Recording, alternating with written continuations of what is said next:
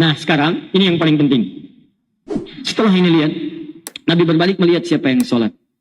Ini yang sering fatal dan sering hilang dalam kehidupan sholat berjamaah sekarang. Apa pentingnya melihat kondisi makmum? Nabi memetakan bacaan surat apa yang dibaca dalam sholat yang sesuai dengan kemampuan makmum untuk berdiri. Boleh jadi yang sholat itu tidak semuanya anak muda. Ada orang sepuh yang tidak kuat berdiri lama. Ada anak-anak yang tidak tahan berdiri lama. Ada bahkan orang-orang yang cedera. Ada orang-orang mampir karena masjidnya terletak di persinggahan. Makanya ketika Nabi mengajarkan untuk melihat ke belakang, Nabi mengajarkan lihat orang-orang yang sholat. Apa sifat mereka, bagaimana kesibukan mereka, bagaimana kemampuan mereka berdiri. Dari situlah dipetakan surat yang dibaca, yang kira-kira bisa dipahami oleh makmum, dan kira-kira bisa ditanggung dengan lama berdirinya. Itu poinnya. Ini kadang-kadang rapatkan, luruskan. Istaqimu, balik. Baca Al-Baqarah sampai tuntas. Begitu dibalik, gak ada makmum sama sekali. Betul Pak? Pernah kejadian di masa Mu'adz. Kayak gini kan lama, ya, sampai selesai kajian. Begini aja udah. Silakan Pak. Jazakallah khair. Contoh. Ada Pak. Zaman Mu'adz bin Jabal. Ya. Kemudian mengimami salat. Masih di masa Nabi. Begitu ngimami Anda bayangkan. Maghrib menuju Isya. Yang dibaca Al-Baqarah. Al-Baqarah dibaca. Setelah selesai. Diadukan kemudian oleh para sahabat. Kepada Nabi SAW. Kata Mu'adz. Karena masuk ke Isya. Dia mulai malas salat Isya. Di antara ciri orang malas itu adalah ciri orang-orang munafik. Malas menunaikan salat. Quran surah keempat ayat 142. Wa idza qamu ila sholati qamu kusala. Kalau mereka diajak salat malasnya luar biasa. Mu'adz mengatakan, hati-hati ya, ini ciri orang munafik sudah mulai malas salat Isya.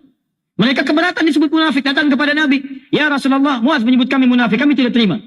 Dipanggil Mu'adznya, dipanggil orang ini. Mu'adz, benar kamu menyatakan demikian? Benar ya Rasulullah. Baik, kenapa kamu katakan demikian? Karena mereka malas mengikuti berjamaah salat Isya dengan kami. Ditanya kepada yang tadi itu, apa kalian malas? Bukannya Rasulullah. Masalahnya Mu'adz, dia baca suratnya kepanjangan. Yang kami tidak kuat menahan itu. Sebagian dari kami ada yang mampir. Sebagian dari kami tidak sanggup berdiri lama. Dikonfirmasi lagi ke Mu'adz. Mu'adz, kenapa kamu baca terlampau panjang? Kata Mu'adz, saya mencoba mengikuti salat Anda ya Rasulullah. Kan waktu saya jadi makmum di belakang Anda, yang Anda bacakan ini. Maka saya ingin praktekkan apa yang saya alami seperti saya pernah salat dengan Anda. Cerdas jawabannya. Tapi Nabi lebih cerdas lagi. Kata Nabi, Mu'adz, saat saya sholat, yang makmum kamu. Tapi saat kamu sholat, yang makmum dia. Beda antara keadaan dia dengan keadaan kamu. Dan kalimat ini nanti akan dikutip oleh sahabat Ali bin Abi Thalib ketika masuk dalam masa pemerintahannya. Datang beberapa orang mengadukan persoalan di masyarakat. Ali, radhiyallahu ta'ala anhu, kenapa sih zaman kamu ini banyak kekacauan? Banyak keributan, banyak peperangan. Zaman Abu Bakar, gak seperti ini. Zaman Umar, gak seperti ini. Zaman Utsman, gak sebanyak ini. Apa jawab Ali? Zaman Abu Bakar, zaman Umar, zaman Utsman, rakyatnya seperti saya. Tapi kalau zaman saya, rakyatnya seperti kamu. Makanya banyak kekacauan. Kembalikan ya. Teman-teman lihat. Fokus baik-baik. Nah, maka ketika dikembalikan kepada masa tadi, apa kata Nabi? Lihat makmumnya. Ini kan seperti sederhana. Cuman kalimat yang singkat tapi padat isinya. Berapa banyak para imam langsung berbalik membaca surat-surat yang tidak menenangkan makmumnya. Berapa banyak para makmum gelisah meninggalkan sholat berjamaahnya. Berapa banyak orang tidak bisa menempatkan tarawih dengan sholat 5 waktunya. Maghrib dengan Isya sifatnya beda. Yang dibaca di Isya jangan dibaca di Maghrib.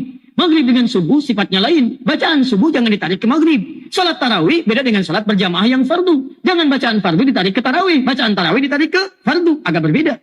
Seperti kelihatan sederhana. Kenapa ini penting diuraikan? Dan kenapa ini yang pertama diajarkan oleh Nabi? Karena mustahil membangun hubungan dengan manusia tanpa punya hubungan baik dengan Allah Subhanahu wa Ta'ala.